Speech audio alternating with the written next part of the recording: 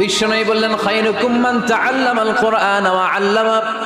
তোমাদের মধ্য থেকে ওই ব্যক্তি আল্লাহর কাছে সবচাইতে বেশি সেরা, যে নিজে কোরআন শিখে অন্যরে শিখায়া দেয়। আপনি কোরআন শিখলে আপনি সেরা, আবার আপনি যদি শিখায়া দেন তবেও আপনি সেরা। এজন্য কোরআন শিখানোর চেয়ে শ্রেষ্ঠ কাজ হয় না। আপনি যদি কাউরে শুধু সূরা ফাতিহাটা শিখান, কোন সূরা, ওই লোক যতবার জীবনে সূরা ফাতিহা পড়বে তার একটা পার্সেন্টেজ সওয়াব আমলনামায় আপনার আছে না নাই? আবার ওই লোক যদি কাউরে এই সূরা ফাতিহাটা শিখায়, আবার যারে শিখালে এ যদি আবার আরেকজনরে শিখায়, এভাবে যতজনকে শিখাবে প্রত্যেকের সওয়াব থেকে একটা পার্সেন্টেজ সওয়াব আপনার আমলনামায় দিয়ে দিবে কে? এজন্য কোরআন শিখবো, শিখাবো, শিখবো, শিখাবো। যারা কোরআন জানি না, কোরআন জেনে মরবো। No excuse will be granted that day. সেদিন কোনো অজুহাত আল্লাহ গ্রহণ করবে না। সব পারো, কোরআন পারো না কেন? সবই তো পারো।